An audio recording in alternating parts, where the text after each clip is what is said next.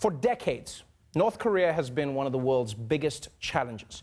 A rogue nation armed with nuclear weapons. In fact, when Barack Obama handed off the presidency to Donald Trump, he told him that North Korea would be the biggest problem that he would face. Now, of course, back then, Obama didn't know that Trump had sex with Stormy Daniels, but that's not his fault. Anyway, just a couple of months ago, people feared that nuclear war was on the horizon. But now, North and South Korea could be on the brink of a major breakthrough. North and South Korea could be preparing to announce a permanent end to the Korean War after a 65-year ceasefire. President Trump giving his blessing to a new round of peace talks between North and South Korea. They've been very generous that without us and without me in particular, I guess, you would have to say that they wouldn't be discussing anything, including the Olympics would have been a failure. Instead, it was a great success. I know our first instinct is to hate, and it's also weird that Trump makes it all about himself, but Trump is right. If it wasn't for his craziness, North Korea would have never come to the table. You know, that's what he did. Trump is like the near-death experience that makes people forget why they were fighting in the first place. That's who he is. So this seems like actual progress. And we just learned, in fact, that the Trump administration has been sliding into Kim Jong's DMs. Stunning news tonight. Word that CIA Director Mike Pompeo secretly met with North Korean leader Kim Jong-un just a few weeks ago. Just yesterday, the White House said it doesn't comment on the CIA director's travel. The president writing, meeting went very smoothly and a good relationship was formed. Wow, this is big news. Things are really changing between the U.S. and North Korea. CIA Chief Mike Pompeo secretly met with Kim Jong-un, which is a big deal because it's been almost 18 years since North Korea's leader met with a high-level American. Not high level, okay? Like, the last time this type of meeting happened, it was the year 2000. You realize back then, Kim Jong-un hadn't even adopted his signature hairstyle yet. He was still rocking the Rachel. This is way back.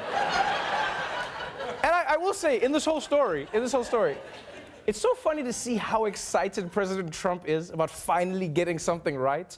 Because, as you heard, everyone who works for Trump was trying to keep the Kim Jong-un meeting under wraps. But Trump, being Trump, just couldn't keep it to himself. He tweeted about it, and then just watching the way Trump couldn't hold it in is probably the funniest thing I've seen all day. Who in the administration has talked with North Korea directly, sir? Have you been speaking directly with him? Yes.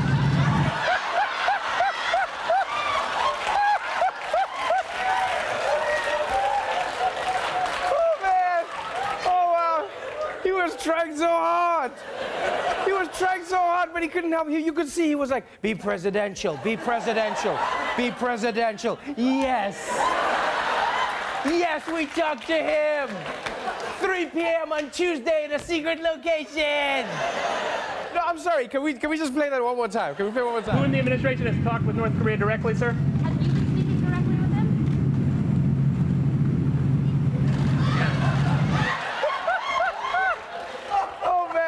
It almost gets better the more you watch it. Because, like, this is funny. The whole point of a secret meeting is that you're not supposed to tell anyone.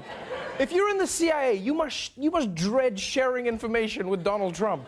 And be like, sir, I finished my secret mission. Trump is like, okay, hold on. You guys won't believe who's here. It's Jason Bourne. Jason Bourne is here, everybody. Okay, where were we? Sorry about that. Like, for a guy who owns casinos, Trump has no poker face at all. It's probably why all his places fail, right? He was probably training all these dealers like, now what you want to do is when you get a bad card, you go, ugh. I'm just enjoying it. Trump is so happy in that moment. And that turn is so cheesy, right? The way he does it. Like, it literally could have been an opening in one of those 80s sitcoms.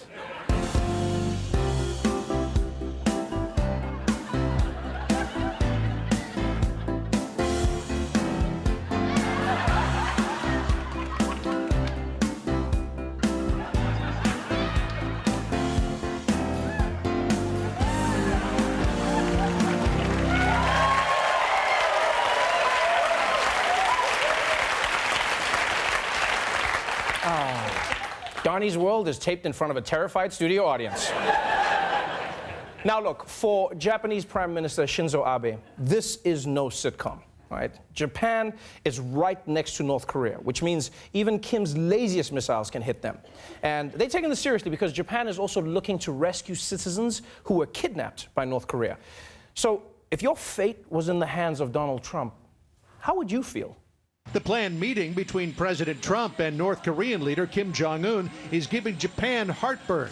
Shinzo Abe seeking assurances from the president that Japanese interests won't be given short shrift. Japan and ourselves are locked, and we are very unified on the subject of North Korea. Man, Japan is so screwed. Like poor Shinzo, in this crucial nuclear negotiation, he has to depend on a man who is allergic to reading. Because you realize Trump doesn't prepare, right? We know that. The only kind of preparation in Trump's world is H. Like, I wouldn't be shocked.